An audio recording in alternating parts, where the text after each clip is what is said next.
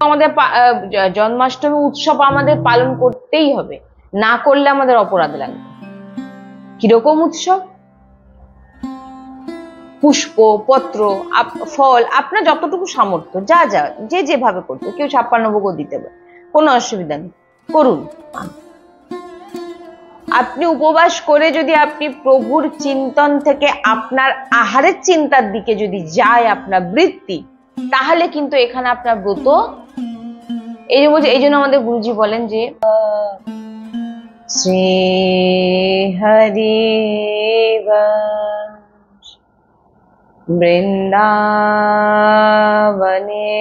বৃন্দাবনেশ্বরী তবৈব পদারে বৃন্দম প্রেমামৃতেকা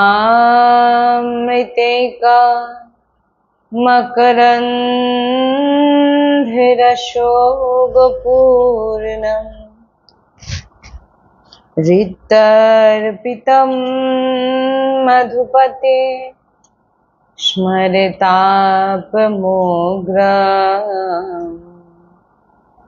নির্বাপয়ৎপরম শীতলমাশ্রয়ামি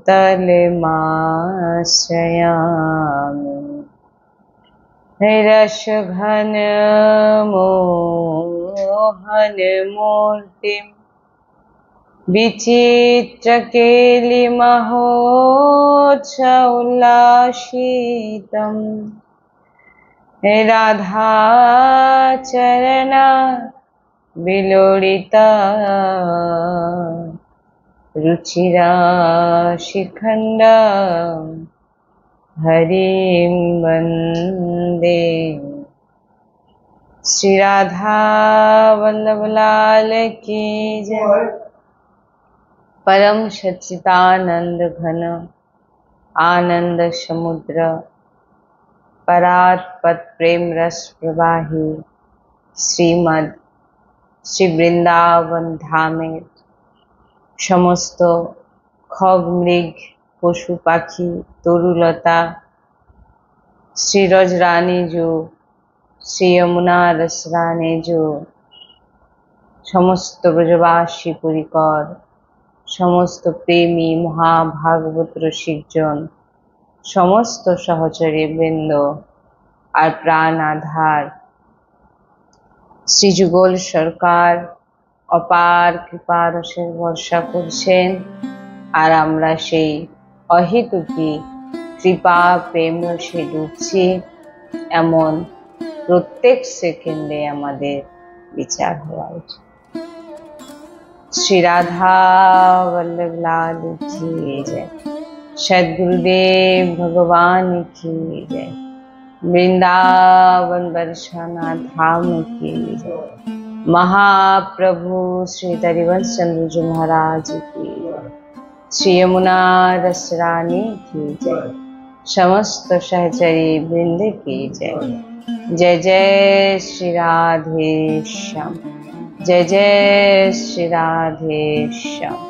जय जय श्री राधे श्याम। जय जय श्री हरिवंश श्री हरिवंश।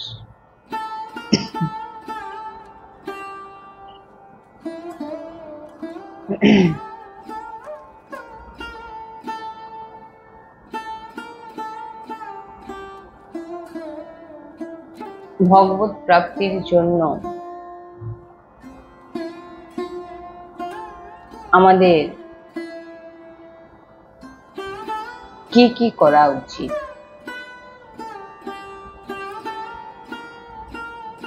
আমরা সবসময় অনেক সৎসঙ্গে আমরা আলোচনা করেছি যে কি কি ভাবে আমরা ভগবত প্রাপ্তি মার্গে এগোতে পারি।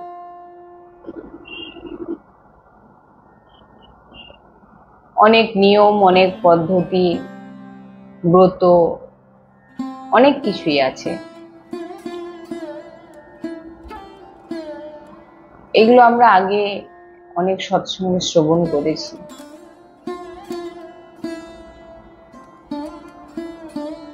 প্রথম প্রত্যেক সাধকদের জন্য ভগবান সব সাধককেই বলছেন যে আমার স্মরণে এসো। প্রথম ভগবত প্রাপ্তির মার্গ প্রভু স্মরণে যাওয়া, প্রভুর চিন্তন করা, প্রভুর জনদের সঙ্গ করা। আমরা এখনো অবধি নিজেদের জীবন যদি আমরা দেখি, প্রত্যেক ব্যক্তি তার নিজের জীবনে যদি সে দেখে যে সে কেন এসছে, কেউ যদি একটু স্থিরভাবে চিন্তা করে যে আমি কেন এসছি, কোথায় ছিলাম বা কোথায় যাব, কেনই বা যাব, আর যদি যাবার ছিল তাহলে আমি আসলামই বা কেন। প্রত্যেকটা মুহূর্ত যদি চিন্তা করে দেখেন যে প্রত্যেকটা সেকেন্ড আমাদের চলে যাচ্ছে, প্রত্যেকটা মুহূর্ত আমাদের জীবন থেকে চলে যাচ্ছে। আমরা ভাবতেও পারি না যে আমাদের জীবনের যে কত গুরুত্বপূর্ণ যে মুহূর্ত আমাদের জীবন থেকে চলে যাচ্ছে, আমরা বুঝতে পারি না। একটু চিন্তা করলে বুঝতে পারবেন যে আমি কেন এসেছি, কিসের জন্য এসেছি, কি করতে এসেছি। পড়াশোনা করে রোজগার করলাম, বিবাহ করলাম, ঘর বাড়ি তৈরি করলাম, একটা সময় মারা গেলাম।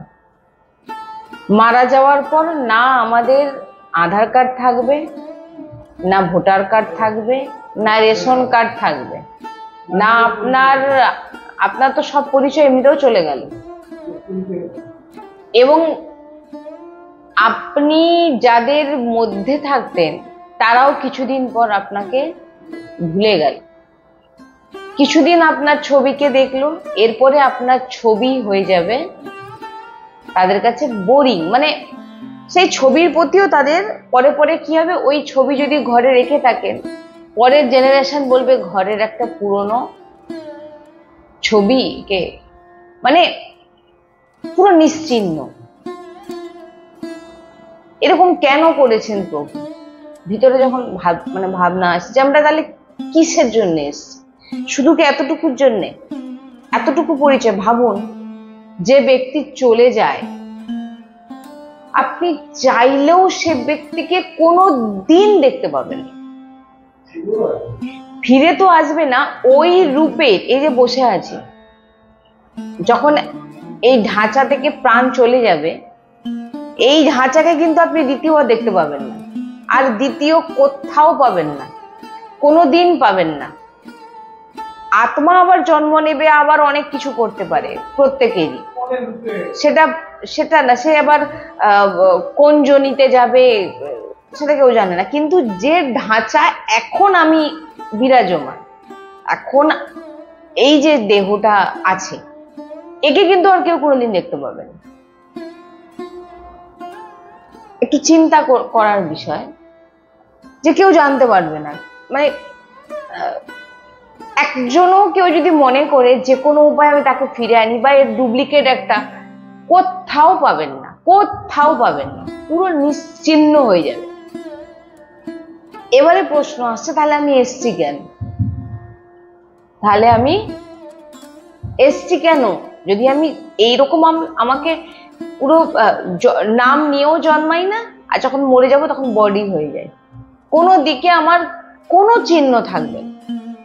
তাহলে এই মাঝের এই এতটুকু জীবনে আমাকে কেন দেওয়া হয়েছে এতটুকু? মনুষ্য জন্ম এমন যে জন্মে আপনি নবীন কর্ম করতে পারবেন, কিন্তু জীব জন্তু যে জনিতে, তাতে শুধু কর্ম ভোগ করানো হয়, তারা নতুন কর্ম করতে পারে না। এবার আপনাকে সুযোগ দেওয়া হয়েছে যে আপনি 50 বছর 60 বছরের মধ্যে আপনি কিছু বছর বাদ দিয়ে দিন। ছোটবেলা থেকে যদি সে তো খুবই যিনারা পূর্বের কোনো যদি সুকৃত থাকে তো ভক্ত পরিবারে জন্ম হয়, নচেত কেউ হয়তো ভক্ত পরিবারে জন্ম নয়, কোনো সুকৃত ফলে সে হয়তো 30 বছর 25 বছরে এই ভক্তি মার্গে আসে। সবকিছু মোটামুটি বাদ দিয়ে আপনি ভজন করার জন্য 20 থেকে 30 বছর। তাও আবার যদি কোনো ব্যক্তি প্রথম থেকে ভজনানন্দী না হয়, শেষের দিকে কিন্তু সে ভজনানন্দী চাইলেও হতে পারে না। কারণ প্রথমের যে সংস্কার, যেমন পূর্ব জন্মের যে আমাদের সংস্কার থাকে, সেই সংস্কার আমাদের এ জন্মে আমরা ভোগ করছি, ওই কর্মের ফল, আমাদের সঞ্চিত কর্মের ফল ভোগ করতে হচ্ছে। সেই একই জিনিসই আমাদের পূর্বের যে সংস্কারগুলো থাকে ছোট থেকে একটা বয়স পর্যন্ত, সেই সংস্কার কিন্তু আমাদের অন্তিম সময় পর্যন্তও থেকে যায়। এইবারের কথা হচ্ছে যে তাহলে আমি এই সংসারে এসেছি কিছুদিন থাকার জন্য, কিছু বছর থাকার পর আমি তার মধ্যে আমি শত্রু বানাচ্ছি, মিত্র বানাচ্ছি, তার আগে পরিবার পরিজন স্ত্রী পুত্র সব বানিয়ে ফেলেছি, শত্রু বানাচ্ছি মিত্র বানাচ্ছি। কতটুকু আপনার হাতে আছে সময়? 50 থেকে 60 বছর কি 70 বছর। তার মধ্যে আপনার ছোট বাল্য অবস্থা তো আপনি কিছু জানতেনই না, কেটে গেল। 10 বছরের পর আপনি পড়াশোনায় এগোলেন, পড়াশোনা করে তার একটা প্রেশার, সে পড়াশোনার পর এবার আপনি বিবাহ করলেন, সে একটা পারিবারিক প্রেশার। কেউ যদি ভক্তি পরিবারে জন্মায় সেটা আলাদা, সেটা হচ্ছে সুকৃতের ফলে। আপনি তাহলে সময় পাচ্ছেন কতটুকু? আপনার সবকিছু মোটামুটি পরিবারে আসার পরে এবার সন্তান, তার আবার ভবিষ্যৎ, এই সমস্ত চিন্তা করে করে আপনার 70 বছর কেটে গেল। আপনি এবারে যখন বৃদ্ধ অবস্থায় আসলেন, আপনি ভাবলেন এবারে ভজন করি, কিন্তু এবারে তো আর আপনার ভজন হবে না। কেন হবে না? কারণ আগে যে ধরুন আপনার যদি 60 বছর থেকে আপনি মনে করছেন এবার আমি ভজন করব, কিন্তু এই যে আগের যে 40-50 বছর আপনার পুরো কিভাবে গেছে না, সাংসারিক চিন্তায় গেছে। অতএব আপনার এখন ভক্তি তো আপনি করবেন, কিন্তু যে রং আসা চাই, ভগবত প্রাপ্তি, সেটা কিন্তু আর সম্ভব না। কারণ আপনি কোনো কাজেরই না, আপনি মালা জপ করতে পারবেন ঠিকঠাক করে, কারণ সারা জীবনের সাংসারিক যে চিন্তা আপনার ভিতরে আসবে বিভিন্ন রকম দিক থেকে। খুবই ভালো যে তো একটা সময় আমরা এমন একটা জায়গায় আসলাম যে না আমাদের ভজন হবে, না আমাদের শারীরিক শরীর থেকেও আমরা অসুস্থ থাকবো। তখন মনে হবে ভজন করে যদি আমি একটু, তখন আপনার ভজন করতে ইচ্ছা হবে, কিন্তু সে ভজনটা আপনার কেমন করতে ইচ্ছা হবে যে আমি যাতে আমার শরীর যেন সুস্থ থাকে। কারণ আপনার বৃদ্ধ শরীর, তাতে বিভিন্ন রকম প্রবলেম চলে আসবে। এবারে আপনার মনে হবে যে এই অসুস্থতাকে আমি কিভাবে দূর করতে পারি, এর জন্য আমাকে ভজন করতে হবে। ভগবত প্রাপ্তির যে কথা সেটা তো সে জানেই না। যতই আপনি চাইবেন যে আমি ভজন করি, আপনি ভজন করতে পারবেন না। কেন পারবেন না? যে এই যে সংস্কার। এই জন্য বলছেন যে যখন থেকে আপনি, এমনি তো ভাগবতে বলাই হয়েছে যে কৌমারে একদম অল্প বয়স থেকে ভজন শুরু করো। ঠিক আছে, আমি এখন আমার হয়ে গেছে, আমার বয়স হয়ে এসছে, আমি আজ যখন আপনি যখন পূর্ণরূপে জানতে পারছেন যে ভগবত প্রাপ্তি বলেও কিছু আছে। আমরা ভগবানকে ভজন বলে ভেবে রেখেছি যে ভগবানের কাছ থেকে কিছু চাওয়া, ভগবানকে কিছু দেওয়া, দিলে ভগবান আমার ভালো করবে, কোনো কিছু ভালোর কামনা, ভালো ভগবানের কাছে চাওয়া, এতটুকু আমরা জানি। যে কোনো কিছু হলে আমরা, যেটা আমাদের ছোটবেলা থেকে শেখানো হয়, পরীক্ষা দিতে গেলে প্রণাম করে যাবি, কেন না পরীক্ষাটা ভালো হবে। শরীর অসুস্থ হলে বাবু ভগবানকে দেখ, তোকে ভগবান সুস্থ করে দেবে।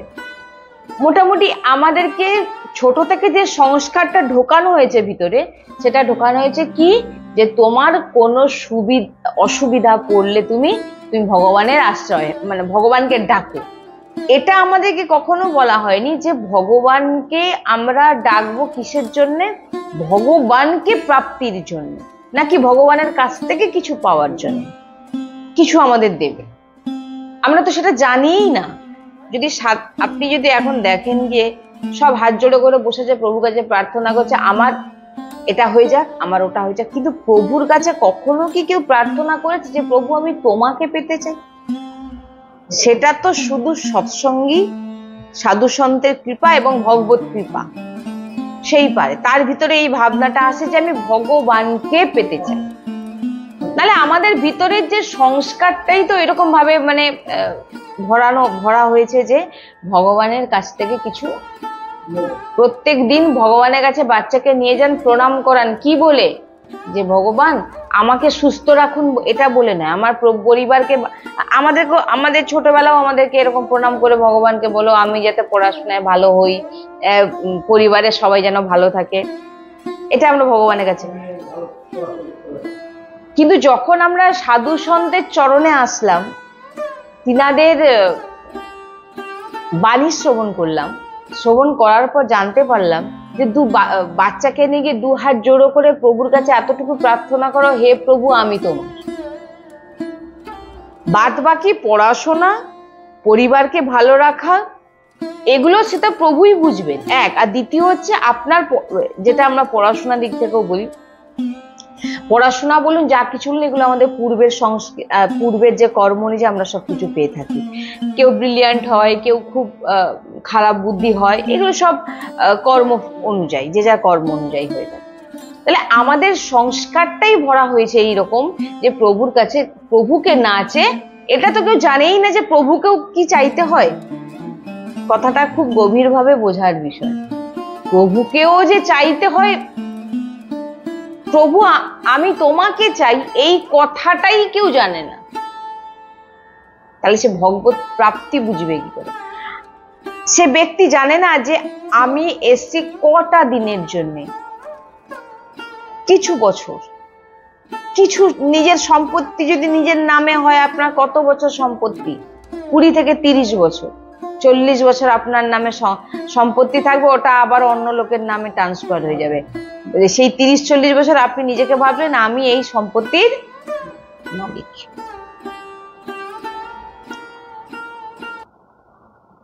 এরপরে আপনি নিশ্চিন্ন হয়ে যাবেন। এই যে জায়গাটা আপনার ছিল, এই বাড়িটা আপনার ছিল, কিছু বছর পর এটাও একদম সমস্ত খাতা কলম থেকে ভিতর থেকেও মুছে যাবে, যে জায়গাটা কারণ না কারণ এক সময় যে আপনার ছিল সেটাও সবাই ভুলে যাবে, কিন্তু আপনি তখন ভেবেছিলেন এটার মালিক আমি।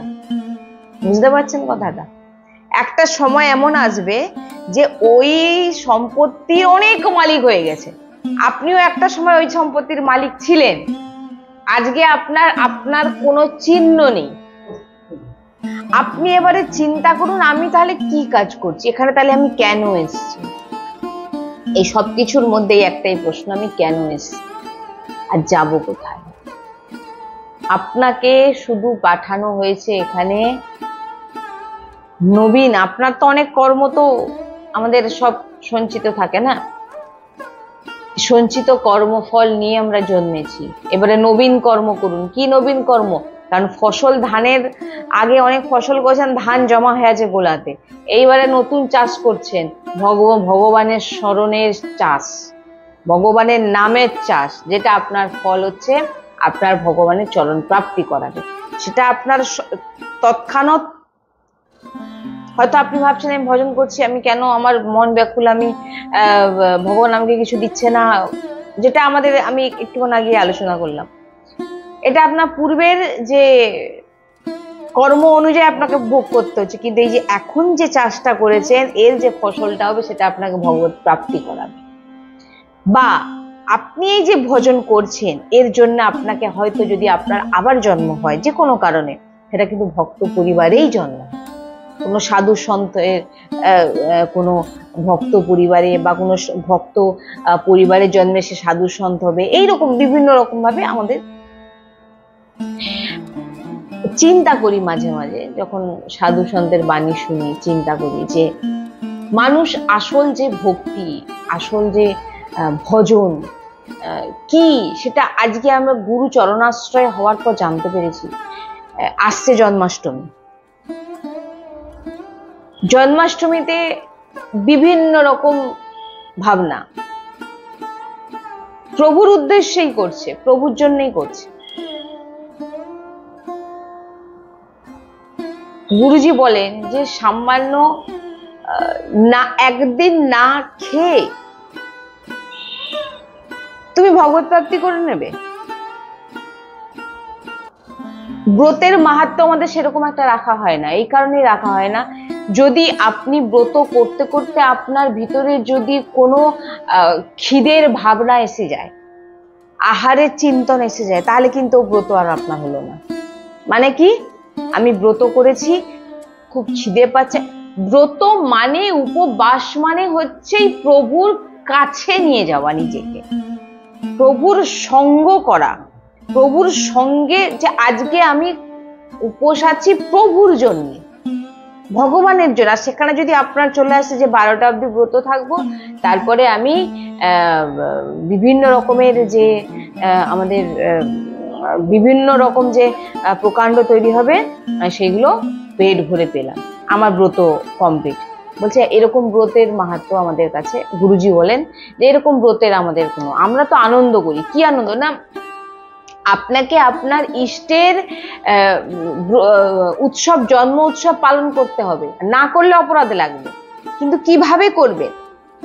এইভাবে করবেন, পুষ্প পত্র যা কিছু থাকুক দিয়ে প্রভুকে শৃঙ্গার করিয়ে, প্রভুর কাছে যতটুকু আপনার আছে আপনি সেইভাবে ভোগ সবকিছু ব্যবস্থা করলেন, করে নিত্য নিরন্তর প্রভুর কিসে থাকবেন?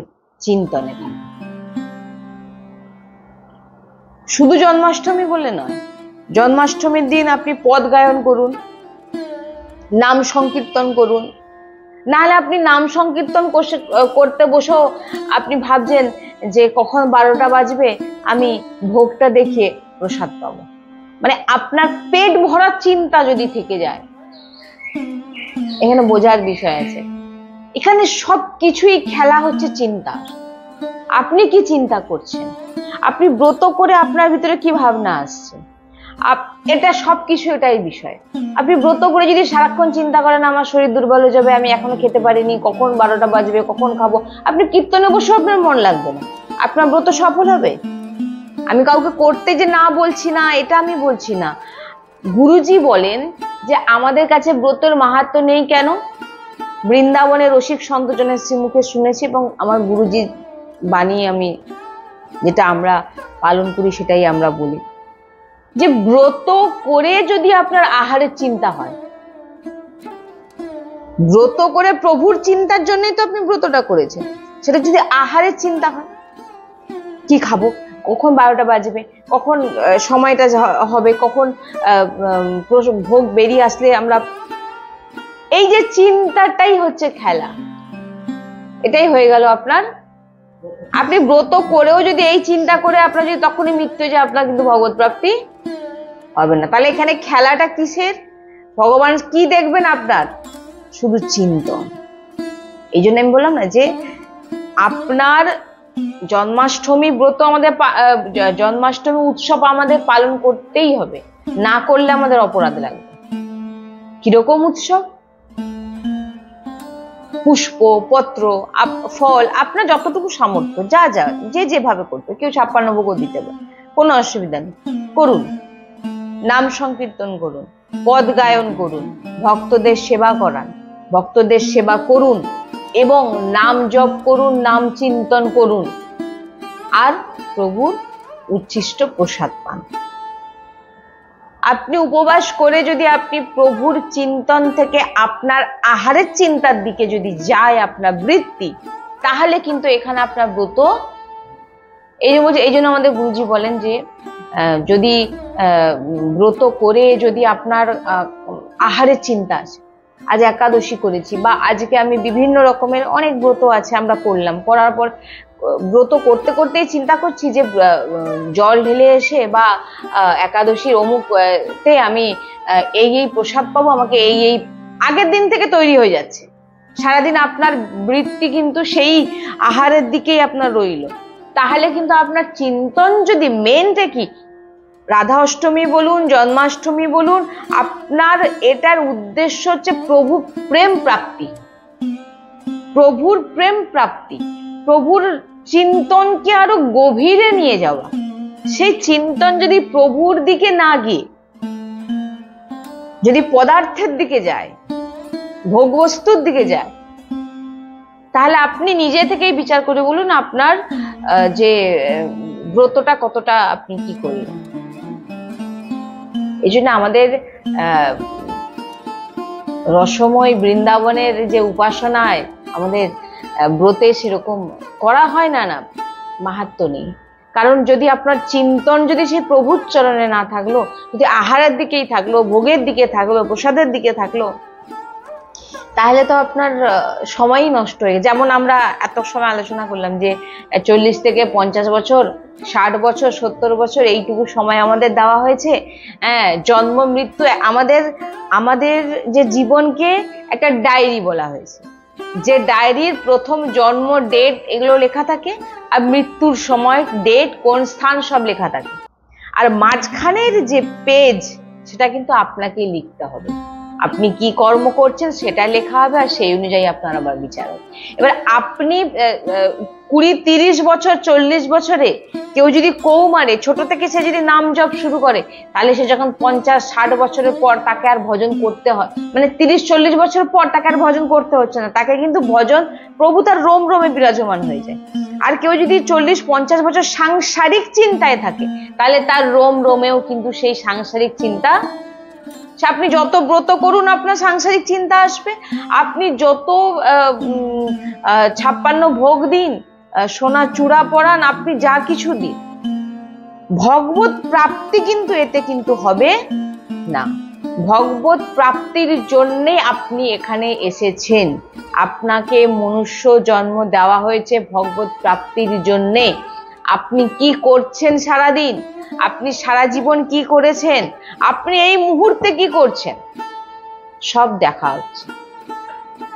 আপনি সারাদিনে কতবার ভগবানকে চিন্তন করছেন, আপনি প্রত্যেকটা শ্বাসে শ্বাসে আপনি কি চিন্তন করছেন, সাংসারিক চিন্তন না ভগবানের চিন্তন, সাংসারিক চিন্তন না ভগবানের চিন্তন, উৎসব পালন করতে বসে আপনি সাংসারিক চিন্তা করছেন না ভগবানের চিন্তন, এগুলোই দেখা। উৎসব হোক আর উৎসব না হোক, যদি ভগবতের চিন্তা না থাকে, আপনি সব সময় কিন্তু আপনি এক ভয়ানক পরিস্থিতিতে আছেন। কেন না, যে কোনো মুহূর্তে যদি আপনার, কারণ আমি যতটা সময়সীমা, যতটা আমাদের এখন 70 বছর আয়ু অনুযায়ী আমি আপনাদের বলছি, কারণ আমাদের মৃত্যুর তো কোনো সময় নেই, কোন মুহূর্তে হয়ে যাবে। আজ ভালো আছি, কালকে কি হবে, কালকের কথা ছাড়ুন, 10 মিনিট পর মানে সেকেন্ডের ব্যাপার।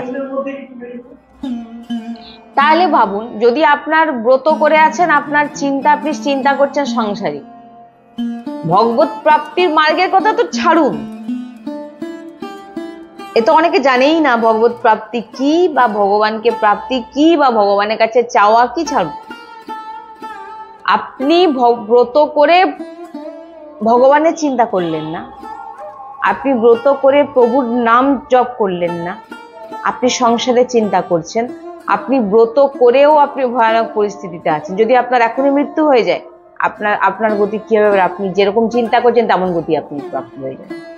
কিন্তু আপনি ব্রত করেননি, কিন্তু আপনি নিত্য নিরন্তর প্রভুর প্রসাদ পেয়েছেন, পেয়ে আপনি প্রভুর চিন্তনে আছেন, প্রভুর পদ গায়নে আছেন, প্রভুর নাম জপে আছেন, প্রভুর কীর্তনে আছেন। এখনই আপনার শরীর ছেড়ে দিক, আপনি তৎক্ষণাৎ ভগবত প্রাপ্তি হয়ে যাবেন।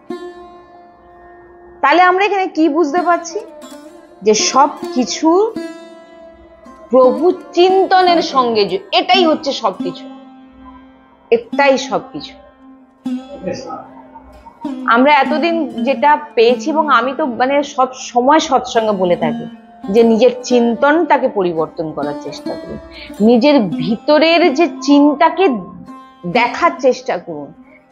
এই অহংকার পুষবেন না, আমি ব্রত করে নিচ্ছি, আমি 2 দিন ধরে না খেয়ে আছি, আমি 56 ভোগ দিয়েছি, বা আমি সারাদিন খাইনি, 2 দিন ধরে খাইনি, আমি ইত্যাদি, এগুলো বলে আপনার কোনো কিন্তু লাভ হবে না। একদিন আপনার সব চিহ্ন মুছে যাবে, আপনার সব আইডিও নিয়ে সব পুড়িয়ে দেওয়া হবে, আপনিও চলে যাবেন, আপনার কোনো স্থিতি থাকবে না। কিন্তু যদি কেউ ভগবতের নামের সঙ্গে জুড়ে থাকে, সে মরে গিয়েও সে অমর হয়ে যায়। কেন না, তাকে সমস্ত ভক্তজন তাকে পুজো করে, সে ভগবানের চোখে বেঁচে থাকে, সে ভগবানের চরণে গিয়ে ভগবানের সেবা করে।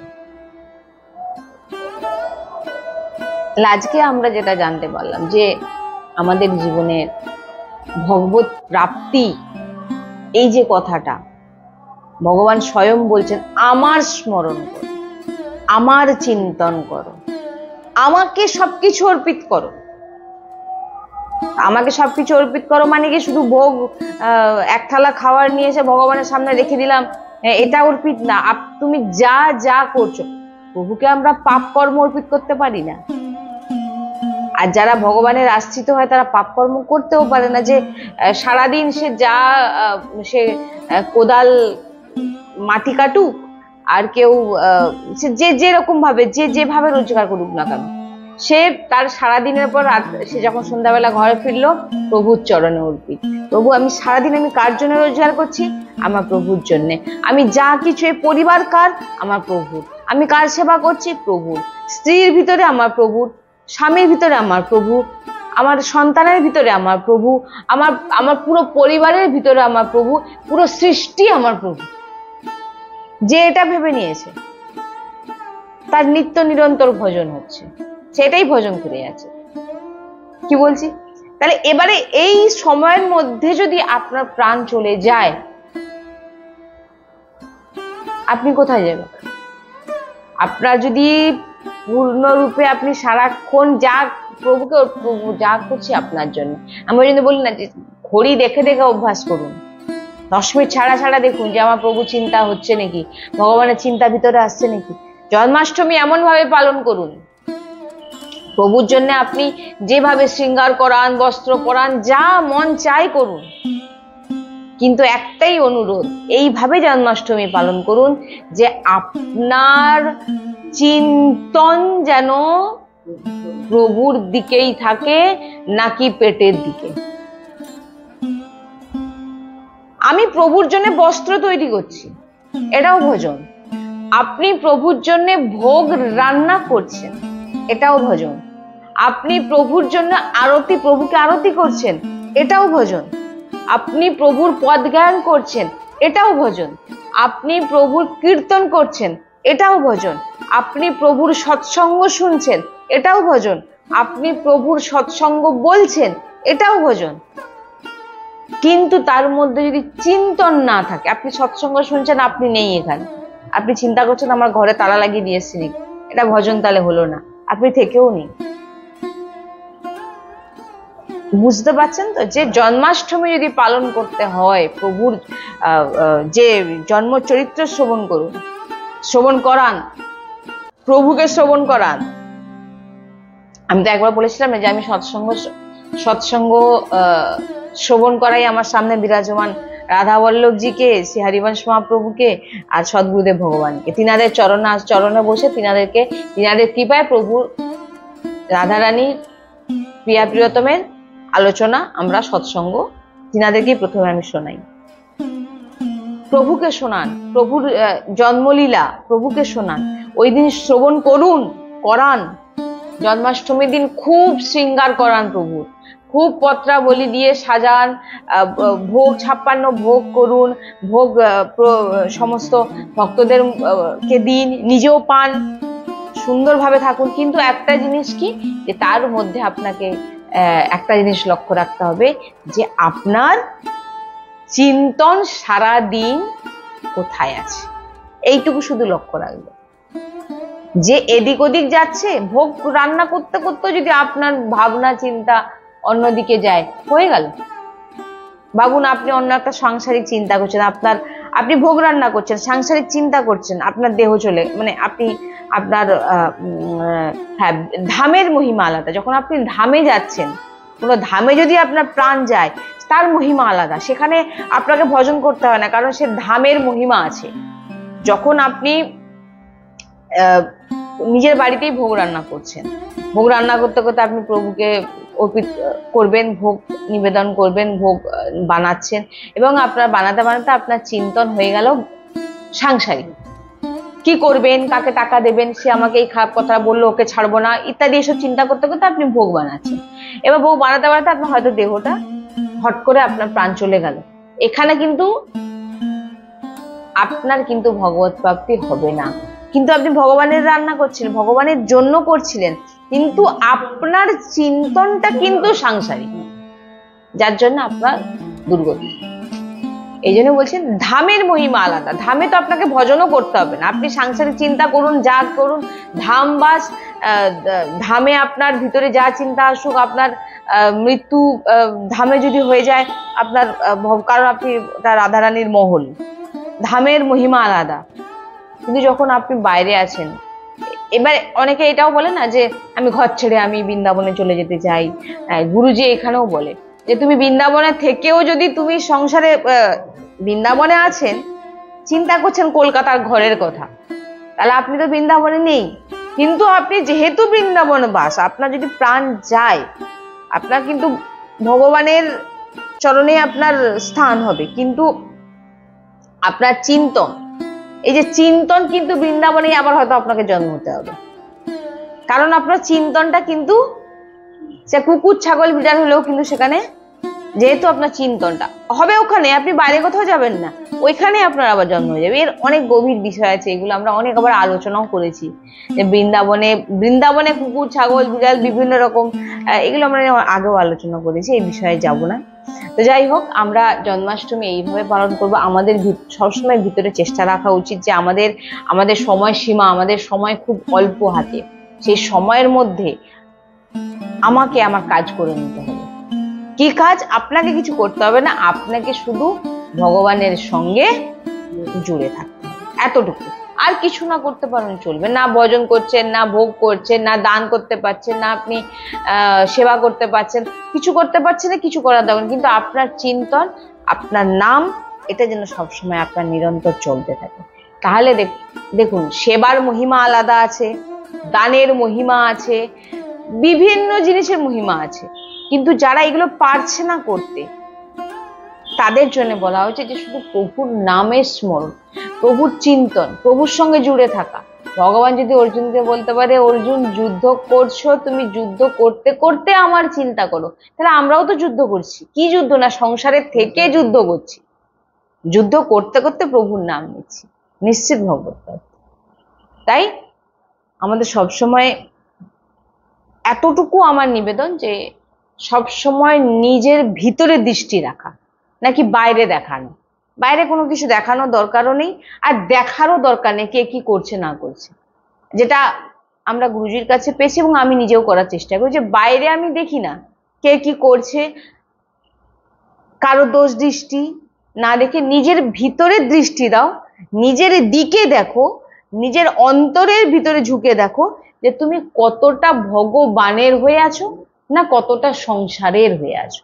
সংসারের থেকে যদি তুমি ভগবানের হয়ে যাও, তাহলে তোমার ভগবত প্রাপ্তি নিশ্চিত। কিন্তু মন্দিরে থেকেও যদি তুমি সংসারের চিন্তা করো, তাহলে কিন্তু তোমার দুর্গতি। তো আপনারা খুব জন্মাষ্টমী খুব আনন্দ সহকারে পালন করুন, খুব শৃঙ্গার করান প্রভুর, নতুন নতুন বস্ত্র, পত্রাবলী, পুষ্প, আর প্রভুকে ওই দিন খুব বিশেষ করে রাধা নাম শ্রবণ করান, হিচ্ছরাশি শ্রবণ করান, পদগায়ন, বিভিন্ন যে সেবক বাণী পদগায়ন শ্রবণ করান, রাধা নামে নৃত্য করুন প্রভুর সামনে, শুধু প্রভুকে দেখান, প্রিয়া প্রিয়তমকে শ্রবণ করান, আর ভক্তদের নিয়ে প্রভুর লীলা কথা শ্রবণ করুন। এর মহিমা আলাদা। তো এইভাবে আপনার জন্মাষ্টমী পালন করুন, আর চেষ্টা করুন যে আমাদের কাছে সময় খুব কম, আমরা আর ফিরে আসবো না, আর আমাদের এরপরে ভজন করার আর সময় সুযোগ দেওয়া হবে নাকি সেটাও আমরা জানি না। তাই যেটুকু সময় পেয়েছি সেইটুকু সময় কাজে লাগিয়ে ভজন করে যান, নিজের দিকে দৃষ্টি রাখুন যে আমি কতটা ভজন করছি, কারণ কোন সেকেন্ড আমার জন্য শেষ সেটা কিন্তু আমি এখনো জানি না। তাই আমাদের এইভাবে আমরা ভজন করুন। আজকে সৎসঙ্গ এখানে বিশ্রাম। শ্রী রাধা বল্লভ লাল কি জয়। श्री हरिवंश। राधे राधे राधे राधे राधे राधे राधे राधे राधे राधे। सद्गुरुदेव भगवान की जय। सद्गुरुदेव भगवान की जय। सद्गुरुदेव भगवान की जय। जय जय श्री हरिवंश। श्री